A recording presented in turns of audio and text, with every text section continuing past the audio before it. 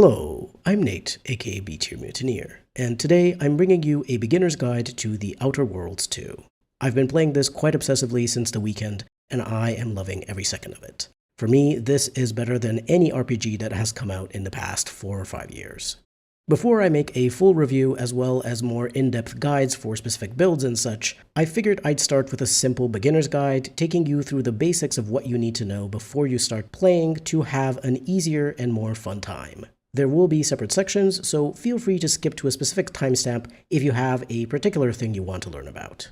Before we get into it, I'll take a moment to say a special thank you to my members. I appreciate all of you so much, and your support allows me to keep going. Joining as a member would help the channel a lot, but of course only do so if you want to and if you can afford it. I'm always grateful, even if you just like the video if you enjoyed it, and maybe leave a comment.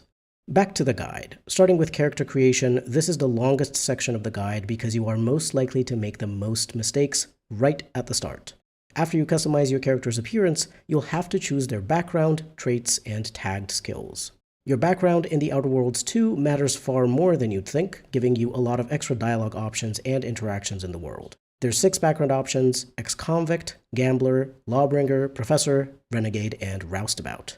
There's not really a bad choice per se, though I will say that at least so far the roustabout background has mostly shown up in conversation as an extra funny thing to say, not so much providing an extra solution for a quest or persuasion check. Although I have seen it's possible to get working class people to like you better since you understand their experience. Anyway, just choose whichever background you find interesting or which you think will fit your character. Whatever choice you make will add plenty of options during your playthrough, but this won't make or break your build.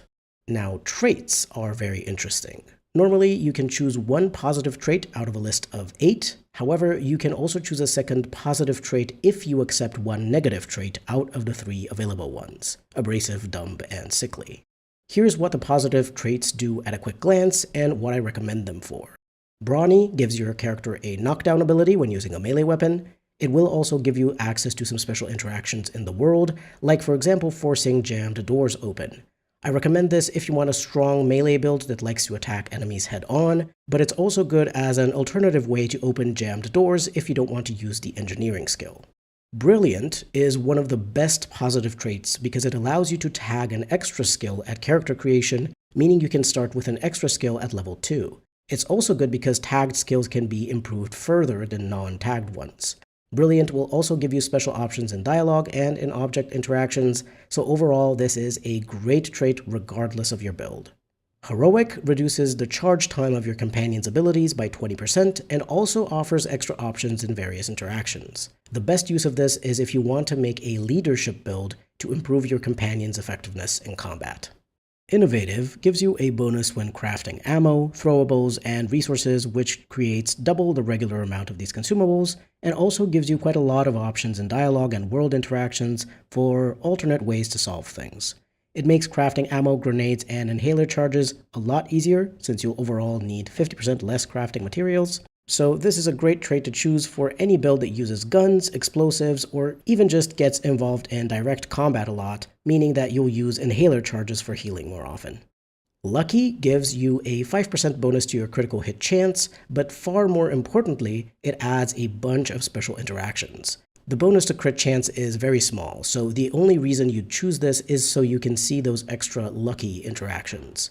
This can be fine for any build, but it won't necessarily do much for you in combat, so I wouldn't take this on higher difficulties unless you're doing it as a challenge. Nimble grants a 25% bonus to your sprint speed in combat and also to your sneaking speed. This is best for either a melee or stealth build, or a melee stealth build, aka an assassin using melee weapons to sneak attack enemies. Resilient gives you a 3-second death immunity once per combat encounter, providing you a second chance the first time your health reaches 0. I wouldn't personally use this one, but it would be most useful on higher difficulties to save you from an unexpected burst of damage and allow you to heal up and either kill the offending enemy or retreat behind cover. Suave grants a 10% discount at stores and also allows you to gain 20% more bounty for your crimes before a faction becomes hostile to you. You will probably also get some special dialogue interactions to do with charming people, though I haven't tested this one yet. The discount is alright, but frankly there's only a handful of items worth buying from each store, so you shouldn't struggle with money. As for the bounty, it's easy to steal from settlements without being noticed that I don't think you'll ever get a bounty for it, unless you accept the kleptomania flaw, which is bad. Don't do it. So unless you think the suave dialogue options are interesting, I recommend skipping this one. Finally, Witty ensures that faction reputation can never drop below neutral, and it prevents any penalties for having a negative reputation, like for example vendor prices. You will also get special dialogue interactions, but you're probably choosing this mainly for the faction reputation bonus. It's not one of my top picks. If you want to pick a negative trait to be able to choose a second positive trait, I recommend staying away from the abrasive trait, at least on a first playthrough, because it locks you out of being able to get on friendly terms with factions, with neutral being the highest your reputation will go. I'm assuming you can't pick this and Witty at the same time, since they'd cancel each other out. Abrasive is an interesting negative trait for a later playthrough if you want to explore what it's like to be on bad terms with multiple factions, but on your first run it makes things unnecessarily harder, at least from a story and role-playing perspective. Sickly is fine, it just reduces your health and toxicity crash threshold. Yes, it's a bit annoying for combat, but as long as you level up your combat-related skills and get decent armor and upgrades to your healing, you should be alright. On higher difficulties, this may prove to be more punishing, but with a good focused build, it should still be manageable. It does also give you some extra dialogue options and interactions, but the ones I saw from my limited testing in the first region weren't super interesting. My personal favorite negative trait is Dumb. Not just because it gives you access to the infamous dumb dialogue that the original Fallout and the Outer Worlds are known for, but also because it allows you to focus better on specializing your character. You'll have to lock 5 out of your 12 skills at level 0, meaning you won't be able to increase them at all. You might think this is too restrictive, but a generalist build that puts points into every skill will not have a great time. You won't be able to access a lot of special interactions, especially later on, because your skills won't be high enough. So, especially if you're like me and you get the urge to try to do everything, it's a great idea to lock away some skills you won't care to upgrade. Whether it's because you as a player don't like the playstyle that skill focuses on, or you're locking that skill as a role-playing choice for your character, you'll be able to focus on your build better by having less skills open to you. You don't even have to choose the dumb dialogue options at all if you don't like them. You can just take the trait for the skill locking and for the second positive trait. I'll have an extra recommendation related to dumb if you do pick this trait up that I'll mention later as a special tip. Skills are the final part of character creation. There are 12 total skills, and during character creation, you can tag 2 of them, or potentially 3 if you choose the Brilliant trait. Tagged skills start at level 2, so you'll already be able to use some of them in special interactions, and they can also be increased further than the non-tagged skills. Regular skills can be at a level equal to your current character level, whereas the tagged ones can be 2 points above your character's current level. So your tagged skills should be the ones you want to really specialize in. On top of the specific bonuses that each skill grants, having a higher skill level will also allow you to unlock special perks related to that skill that can further improve your build. Guns increases the damage dealt with all types of guns and also improves their armor penetration. Obviously, if you want to shoot enemies a lot, this is an important skill to improve because otherwise your damage will suck. Melee increases the damage you deal with all melee weapons. It will also improve your damage reduction while blocking. Same thing as for guns applies here. If you want to use melee weapons, be sure to increase your melee skill because otherwise your damage will be pitiful. Sneak reduces the rate at which NPCs or enemies detect you and also increases your sneak attack damage. You don't necessarily need to improve sneak a ton if you just want to use it to sneak past enemies peacefully, though it will definitely help. The main reason you'd want to increase sneak is for the extra sneak attack damage, as well as access to certain stealth-related perks. Lockpick allows you to open locked containers and doors, and also improves your evasion chance. A special mention here is that with 1 point in Lockpick, you can choose the Pickpocket perk, which allows you to pickpocket NPCs to steal various items, including keys from them, which could be very useful. Lockpicking, as in most RPGs, tends to be one of the best skills in the game, because without it, you'll miss out on a bunch of extra loot and potentially lore bits or extra options in quests that are hidden away in locked rooms. Engineering increases the damage resistance of your armor. You will also get special options in dialogue and in object interactions to use engineering to fix or adjust various mechanical systems and also open jammed doors. This is a crucial skill if you plan on doing a lot of frontal assaults, whether with short-range guns or melee weapons, since the extra damage resistance of your armor will help a lot. I've also found that there are a lot of engineering checks out in the world, so it's also a great exploration skill. It doesn't need to be one of your highest skills, but it's very solid. Explosives increases the damage of your grenades and mines. It also allows you to disarm mines and traps with a high enough level, and increases your damage resistance against explosives specifically. As a special note, some of the perks related to the explosive skill can also improve the damage and effectiveness of your plasma weapons. Hack allows you to bypass security measures and access secret or locked parts of systems like terminals, robots, vending machines, and so on. It will also increase your damage to all automechanicals, such as drones, turrets, and big mechs. Just like with lockpick and engineering, you'll be able to overcome hack checks that are equal to or lower than your current hack skill. This is another great exploration skill together with lockpick and engineering, but this one seems like it's fine to keep at a somewhat lower level compared to the other two, and still get access to extra interactions with systems. Medical increases the maximum toxicity you can handle, meaning you can use your healing inhaler more before you max out the bar and have to wait until the med crash passes so that you can use the inhaler again. It also increases your resistance to xyranium poisoning, aka that green gas that can be found in certain areas of the world, and which also sometimes comes out of robots when you destroy them. Your damage towards creatures like crabbles and raptidons is also increased, and you will also get special interactions in dialogue and with objects. I'd really recommend putting some points in medical on higher difficulties for combat, but also for completionists because there are a lot of little tasks that require medical skill checks, which don't seem to be solvable in any other way. The perks related to medical are also quite varied, so do be sure to check them out to see if you'd like to invest more heavily into medical for your build. Science increases your maximum gadget energy, meaning you can use gadgets like the tactical time dilation for longer before they have to regenerate. You will also be able to apply more stacks of non-physical damage side effects to enemies, stuff like chilled, shock, and such. There are a bunch of extra options in the world related to science, but it seems like it's one of those skills that requires a higher investment to be able to access those interactions, so I don't recommend it as purely an exploration or interaction skill. The main reason you'd want to improve this a lot is so you can have a gadget/science build. Observation reveals hidden objects in the world which you otherwise can't find, so this is another important skill for completionists who like to explore everything. You will also get some good extra options in dialogue based on noticing subtle behaviors in NPCs. Your weak spot damage will also be improved. Speech allows you to persuade, intimidate, or lie to people in conversations. Speech checks with a difficulty at or below your current speech level can be selected, and so if you want to do a playthrough where you talk your way out of a lot of things, speech is 100% a must.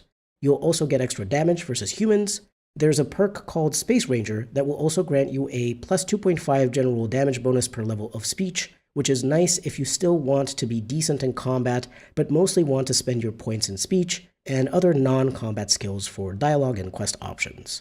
Finally, leadership increases the damage and health of your companions. You'll also get special dialogue interactions as well as a few good perks related to your companions. But there's only 4 leadership perks, so if you want a companion build, I highly recommend also picking up the heroic trait.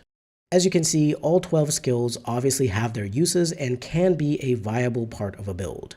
So because they're all quite good, other than lockpick, which is maybe too good, it's very important to think about the playstyle you want to focus on in a playthrough. You simply won't have enough skill points to be able to be good at everything, so you have to choose a few skills and focus on those. You get 2 skill points per level normally, maybe 3 if you choose a particular flaw I'll talk about later, because that one needs to be accepted very carefully, otherwise it will mess up your character. Since the max level is 30, you'll get a total of 58 skill points at max level, which isn't enough to spread around. So my general recommendation for skills is this. Choose one weapon skill as your main one, whether melee, guns, or explosives, though be aware that explosives are mostly meant as a secondary weapon type, so they will take extra effort if you want to use them as a primary weapon, especially in terms of crafting a lot of them. Even if you don't want to fight much, you will still be forced to do so in certain situations, and it's best to at least have some points spent in a weapon skill. Otherwise, your damage will be super low, because as I'll explain in more detail when I discuss gear, the main way you improve your weapon damage is through your skill level, not through the new weapons you loot. As a note, if you want to go for a sneak attack build, it's best to increase both the sneak skill as well as either guns or melee, since you'll get bonuses from both towards your damage. It is possible to go all in on leadership and get your companions to do all the damage, but you really have to focus on improving them with leadership and perks, while you have to be quite good at dodging attacks or having high damage resistance and healing, or staying behind cover. If you want to talk your way through things, then speech is going to be another major skill. If not, then you don't have to invest any points in it. But even if you're going to be a persuader mostly, be sure to pick up that Space Ranger perk at least to deal more damage based on your speech skill. Once you have your main damage skill sorted out and have chosen whether or not you're going to be a talker, look through the exploration and utility skills: lockpick, hack, engineering, medical, or observation. Science gets a special mention if you want to use science gadgets, since you really want to increase their duration if they're going to be an important part of your build. You can't improve all these utility skills enough for them to be useful for the entire game, so choose 2 or 3 of these. You can absolutely put 1 or 2 points into the other skills if you want to pick up a good early game perk, like for example with 1 point of observation, you can unlock the Treasure Hunter perk, which adds a chance for extra crafting materials and bits to be in containers you loot. At the end, I recommend having a list of 5 main skills. These are your core skills that define your build and playstyle, and will get most of your level up points. The other skills are going to either stay at 0 or at most have a few points invested in them to unlock good perks. If this seems a bit overwhelming to think about during character creation, it is. Obviously, when you first start playing the game, you don't know what you're going to like yet. Fortunately, the game gives you a chance to respecialize your character immediately after the prologue. Unfortunately, the prologue is very short, and you don't really get a good feel of what a certain build is going to feel like since you're at level 1 with just a few skills at level 2 and the rest at 0. So for this, we come to my first special tip. You might realize you made a mistake when creating your character during your first few hours in the game, and you'll wish you could respecialize your character, but you don't want to have to play through the prologue again. I recommend a very simple solution that will save you the time it would take you to replay the prologue. Make a manual save during the first mission, right before you open the door to speak with Agent DeVries. No story spoilers, but after the prologue ends, you'll be given 1 single chance to respecialize your character in a dialogue that plays right after a cutscene. After that, you'll be locked into whatever you chose. So make this manual save, and then while you're exploring the first region, try to figure out in the first hour or 2 whether you like what you've got going on or not. If you don't like it, reload the save at the end of the prologue and respecialize your character. It's best to go back as quickly as you can to rectify this mistake instead of doubling down thinking you'll fix your character if you just get a few more level ups. Better to lose an hour or 2 of progress in the first region than struggle through a bunch of quests, especially early on, with a character that doesn't feel comfortable to play. Make that manual save, just in case, even if you're 99% sure you won't regret your choices. It's better to have it and not need it.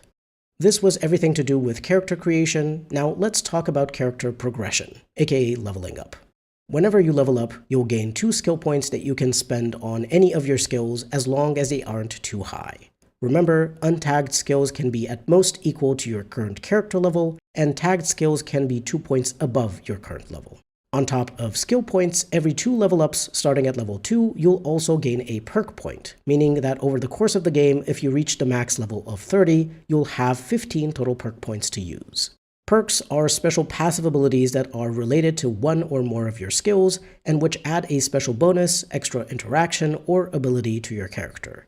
Some special perks can be unlocked by doing certain quests. They're just automatically unlocked, so you don't need to spend a point on them. Perks usually have a requirement, generally for 1 or more of your skills to be at a certain level. Some higher tier perks also require you to have already spent a certain number of perk points before unlocking them, which is essentially the same as having a character level requirement. Since you have a limited amount of perk points, the best thing you can do is look through the list and favorite 10 to 15 of them that you think fit your build and or which give you a nice extra interaction or bonus that's generally useful. This way, you'll have your favorites in a list at the top, making it much easier to choose a perk when you level up instead of having to look through a longer list. I will make build guides later on, which will of course include perk recommendations, but for now, especially on your first playthrough, I recommend just using common sense.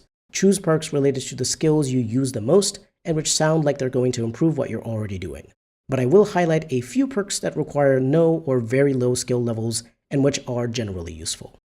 Pickpocket requires level 1 in lockpick and gives you the ability to pickpocket NPCs. Pickpocketing can be activated by crouching up to an unaware human and having enough lockpick skill to steal from them. Obviously, this will be best if you actually put a decent amount of points into lockpick, but as I mentioned when discussing skills, lockpick is one of those amazing skills that pretty much every character build will appreciate having, since it will give you more loot and allow you to access extra rooms, which could help you proceed in alternate ways in quests.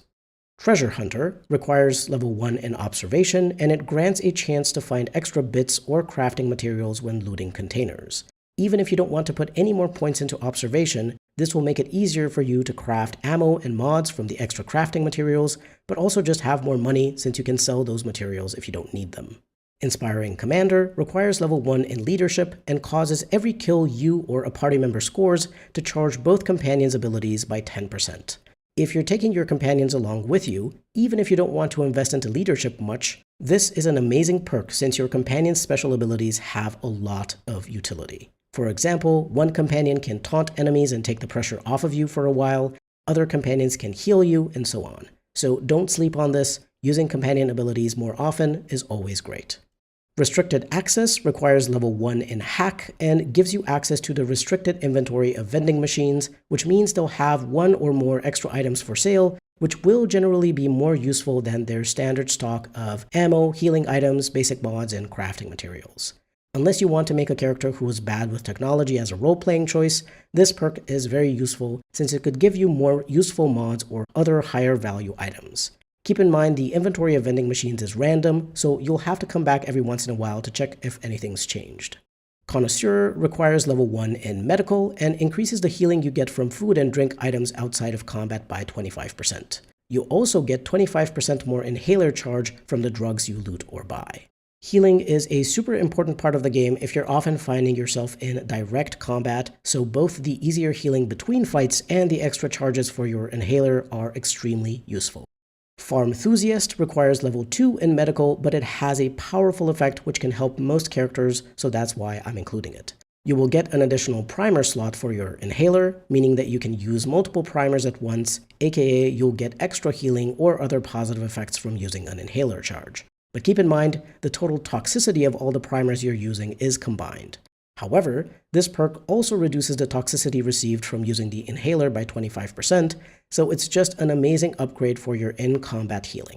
Definitely worth spending 2 points in medical if you can. Commando requires level 1 in either melee or guns and unlocks an additional weapon slot. If you're going to use weapons a lot, especially guns, this is a very nice perk that allows you to have an extra weapon easy to access. Yes, technically you can go into your inventory and switch weapons from there, but in the heat of battle, it's easier to just switch between your active weapons. This isn't a crucial perk by any means, just one that makes things a bit more comfortable. If you're only using melee weapons, this isn't as useful because usually you'll probably have one main weapon and maybe a secondary one, but with guns or a mix of guns and melee, the extra slot is nice. Scrapper requires level 1 in engineering and causes automechanicals to always drop extra crafting materials when destroyed. There's a good amount of automechanical enemies in the game, and crafting materials are always useful, even if just for the purpose of crafting ammo or grenades.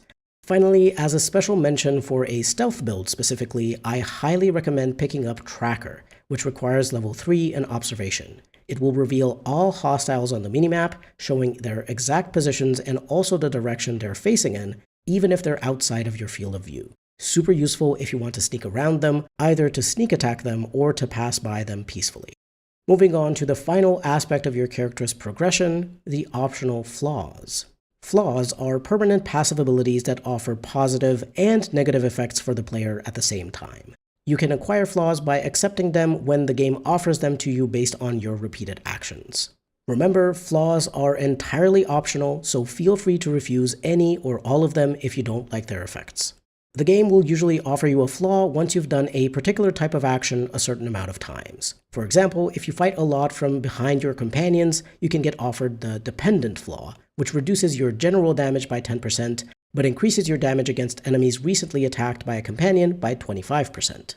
Or if you steal a lot of items from settlements, you might get offered the Kleptomania flaw, which will occasionally make you steal an item you're looking at automatically. As I mentioned earlier in the guide, don't accept this flaw unless you're doing it as a challenge.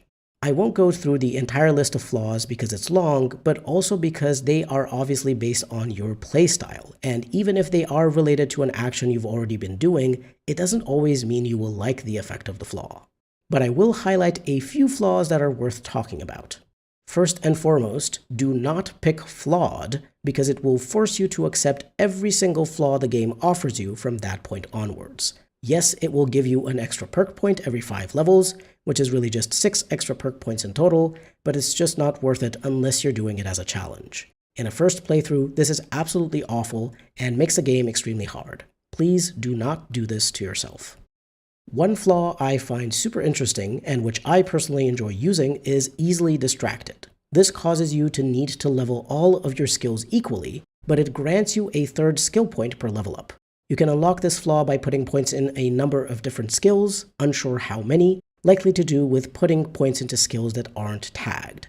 I don't have the exact numbers, but I usually get offered this flaw around the time I reach level 3, so I'll assume maybe it's 4 different skills. I like choosing this flaw because I have ADHD in real life and found it extremely funny when I was offered this during my first playthrough. The game clocked my ADHD. However, I need to warn you that accepting this flaw with a normal build is going to mess up your character big time. It certainly messed up my character, and I had to recreate him and start over. Your skills won't be high enough to pass checks in dialogues, world interactions, and you will also be quite weak in combat. However, there is one way to use easily distracted that makes it work quite nicely, and that is by combining it with a dumb negative trait. Dumb locks 5 of your skills at level 0, so that means that with easily distracted, instead of needing to level up all 12 skills equally, you only need to level up 7 of them. With the extra skill point per level, this means your skills will be more than decent as a result. As an extra recommendation, it would be great to also choose the Brilliant trait, since it gives you a 3rd tagged skill which starts at level 2. This will make it much easier to improve your skills in the early game, enough for them to be useful in quests, since already 3 out of 7 skills will be at level 2 from the start. Finally, there's one more flaw I'd like to highlight: overprepared. This increases your gun's magazine size by 50%, but it will reduce your damage by 40% if you let your magazine get depleted. So you have to reload your gun before the ammo in the magazine reaches 0, and that's exactly how you unlock this flaw too. Just keep reloading your weapon in combat before the magazine is empty a bunch of times. The reason I mentioned this flaw is because I know there's quite a lot of players who do this fairly compulsively, and I'm one of them. So if you constantly reload your weapon too often, you might as well get an increased magazine size out of it. Moving on to gear, the way weapons and armor work in the Outer Worlds 2 is a bit different than you expect, so it takes a bit of getting used to. Instead of having weapons and armors with certain item levels, let's say, like having higher damage if they're found later in the game, in the Outer Worlds 2, the only way you increase the base damage of your weapons or the damage resistance of your armors is by increasing the skills related to that. So if you want your guns to deal more damage, increase your gun skills. For melee weapons, the melee skill. To improve your armor's damage resistance, increase your engineering skill. The weapons and armors you find throughout the game are going to continue to be useful as you level up your skills, so be sure to keep them if they have an interesting special effect from a unique mod, or if they have a good damage type and so on. If you want to increase your sneak attack damage, remember to also spend points into sneak alongside either guns or melee based on which weapon type you're using to kill enemies while hidden. There's only 3 rarities of items: common, gray or uncolored, rare, green, and unique, golden. Generally speaking, yes, uniques are better than rares, and rares are better than commons, but you may like certain bonuses that a rare weapon or armor has more than the special bonus that a unique one provides. Or maybe you just really like the way a common item looks and want to use it for aesthetic purposes. Whatever the case, because they all scale in power as you invest in your combat-related skills, all weapons and armor are completely viable to use, even the starting pistol and armor from the prologue. This might be a bit of a controversial design choice, but I actually love it the more I play the game. It feels far more realistic, first and foremost, that various weapons and armor are relatively similar to each other, and the main reason they improve in effectiveness is that you yourself know how to make most of them as you gain more experience and improve your skills. But more importantly, This gives you tons of freedom for your character's build, and it ensures that any cool item you find doesn't become obsolete in a few levels. So instead of chasing better and better numbers on gear, you're looking for specific bonuses that fit the playstyle you're going for. The reason I wanted to explain this item design choice is because you need to know that you shouldn't destroy or sell your weapons and armor, especially not the rare or unique ones that might have really nice effects or bonuses. Of course, if you know that a particular item isn't suited to your build, go ahead and break it down for materials or sell it, but don't go into this game thinking that you're going to be bombarded with a ton of new weapons and armor that are always going to be a little bit better than what you currently have. It took me a bit to get used to this, and at first I was confused why every new weapon I found had the same damage as my currently equipped weapons, but once I understood why that was, it was extremely freeing. Other than your weapons and armor, another super important part of your gear is the medical inhaler. This replaces the previous use of Adreno, the healing injectable item you could use in the Outer Worlds 1. The inhaler is a bit more complex. It has anywhere from 1 to 4 slots for primers, which modify the amount of healing or other effects you receive when you use a healing charge of the inhaler in combat. You can unlock extra slots for the inhaler with the Pharmenthusiast perk, the extra primer port helmet mod, and another source that I couldn't find. Whenever you use a charge of the inhaler to heal yourself, you will also gain some toxicity buildup in a bar below your health bar. When that toxicity bar becomes full, you'll experience a crash due to too much toxicity and won't be able to use the inhaler again until the toxicity bar goes back down.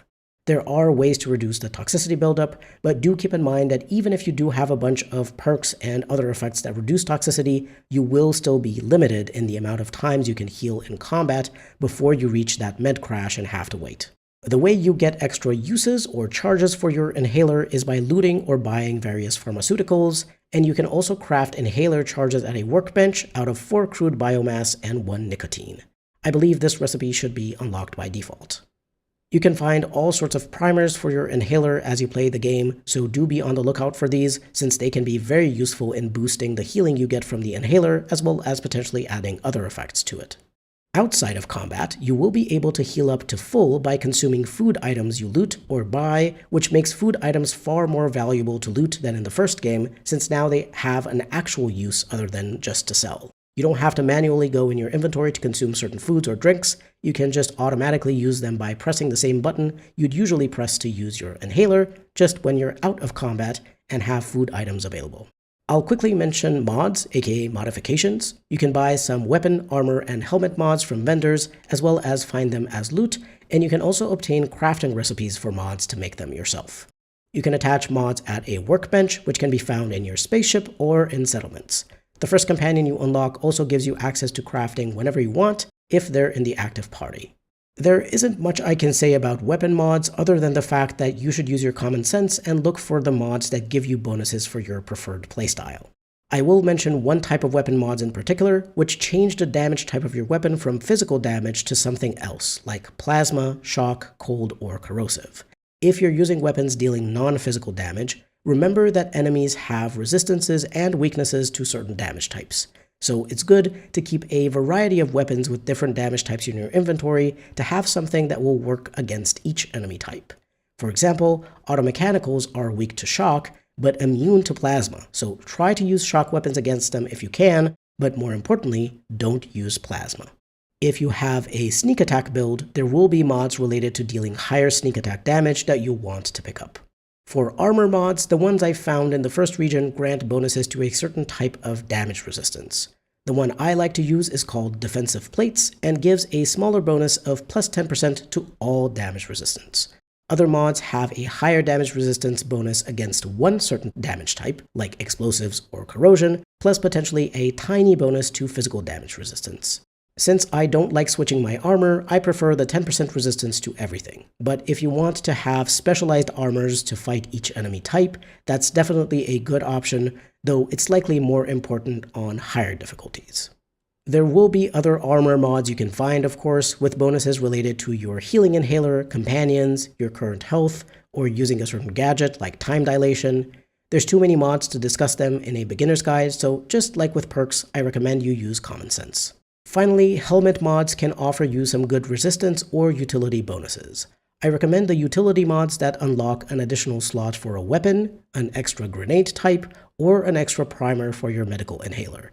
Based on what your build needs, get one of these extra slot helmet mods in the early game, and later on, if you find something that fits your build better, you can switch to that instead if you feel like the extra slot isn't doing all that much anymore.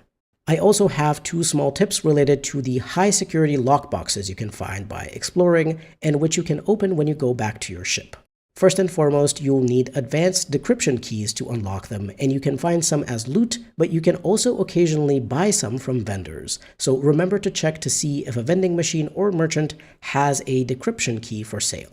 Second, once you unlock the first lockbox that Valerie gives you a key for in the spaceship, you will unlock the option to cycle through all the other lockboxes you find later on. So don't think you have to unlock each lockbox in order. There's up and down arrows next to the place where the lockboxes are stored, and that's how you can choose which lockbox you want to open.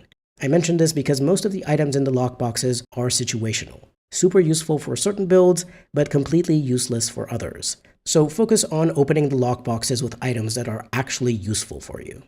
As a little conclusion to this section, remember that you need to spend points into the weapon skills or find some way to improve your damage through perks, otherwise your damage will very quickly become inadequate when fighting higher level enemies. And the same goes for your armor's effectiveness. If you're fighting enemies out in the open, improve your engineering skill and get more damage resistance from perks and mods. Moving on to combat, I've already explained that the main way you improve your damage and survivability in combat is by increasing the relevant skills related to what you're using as your main damage source, unlocking relevant combat perks, and using appropriate gear. Other than this, the only thing you can work on is your mechanical skill and spatial awareness as a player. Remember that there might be certain objects in the world you can use as cover, so enemies don't get as many free shots on you as they would if you're just standing in the middle of a room completely exposed. Or run in a slight zigzag towards them to make them miss some of their shots. Even if you're not a stealth-based character, it might be a good idea to sneak into a better position before you start attacking enemies, or you might even get lucky and manage to kill a weaker enemy with a sneak attack, or at least deal a significant amount of damage to them. So don't discount a stealthy approach, even if it's just for a more advantageous start of the encounter. Moving on to stealth, I only have one piece of advice, but it's very important. Do not bring your early companions along with you when you're trying to be stealthy, unless you're 100% sure you will not be spotted by enemies ever because you're the best stealthy player who's ever stealthed. This is because once enemies see you, you enter combat, and your companions will be very aggressive and start shooting immediately. Even if you yourself manage to run away and hide somewhere so that enemies lose track of you, unfortunately your companions won't immediately follow unless you go really far, really fast, and they teleport next to you. Maybe you were doing a very sensitive quest and didn't want to kill the hostile NPCs in the area. Well, tough luck. If you're spotted and have your companions with you, it's very likely they will kill at least a couple of enemies, probably even more, as they will alert all the enemies nearby who will swarm you, and you'll be forced to either kill them or reload an earlier save. So it's much easier to just do stealth missions alone, at least with the early game companions. I have heard that some of the later companions have abilities that might help you sneak around, in which case those particular companions may be good to bring along on stealth missions. However, if you do get spotted, I'm pretty sure the companions will start attacking the enemies instead of following you as you try to run away, since there's no button in the game that orders the companions to disengage from combat. So personally, unless again you're 100% sure you won't get spotted, I'd still leave companions back at the ship for quests that require quiet infiltration and especially no killing. Moving on to exploration. My first advice is to complete the task called Perilous Journey to the Grove, or else if you find yourself in the Spire Grove area by accident, just the side quest A Final Death for Gravity. Completing the quest in this area, or at least the first part of it, which involves interacting with a very obvious thing you'll see when you arrive in that location, will give you a special pair of boots that allow you to double jump. These are extremely useful in helping you traverse more dangerous areas that you otherwise wouldn't be able to explore, so be sure to pick these boots up early. The second piece of advice, perhaps even more important than the first, is remember to quick save before you try to jump across a gap or over a body of water. If you fall from too high of a distance, you'll die and have to reload, and there's no swimming, so if you fall in the water, you will also be forced to reload. So quick save is your best friend. Save like your life depends on it, because it does. When you open your map, you have the option to place a custom marker on it. Unfortunately, you can't note down what that marker is about, or disable it temporarily from showing up on your minimap, so it's slightly less useful than I'd like. But if, for example, you find an interesting locked door or other object that requires a slightly higher skill level than you currently have, you could put a marker in that location on the map so you remember to come back later to unlock a higher difficulty chest or something of the sort. I also sometimes like to use the custom marker just to point me in the direction of a building I see on the map that isn't related to any quest I have active, but which seems like it could be interesting to explore. And finally, the last thing related to exploration that I'll say is that I highly recommend you explore the region before engaging too much with main or side quests that involve a lot of dialogue or other interactions. I especially recommend this for the first region because you will be low level and you may not be able to solve certain quests the way you want to due to certain skills being too low. So it's best to explore a bit, discover new areas, and kill some random enemies for XP, maybe do a bounty or some other quest that just involves killing creatures or robots. Once you've leveled up a bit, you'll be in a far better spot to solve quests in alternate ways, so this is in particular a recommendation I have for players focusing on a mainly non-combat approach in the story. And with that, we reach the end of the beginner's guide. This is all the important stuff you need to know as you're starting out in the Outer Worlds 2. Most of the important information is related to your character's stats and gear, because those have suffered the biggest changes between the first and second game, and they're also a bit different maybe than what players might usually expect from an RPG. In my opinion, in a good way, but it's going to be up to you if you like it or not. But once you understand how the skills work together with your gear, everything else like traits, perks, and flaws just add onto that in interesting and fun ways.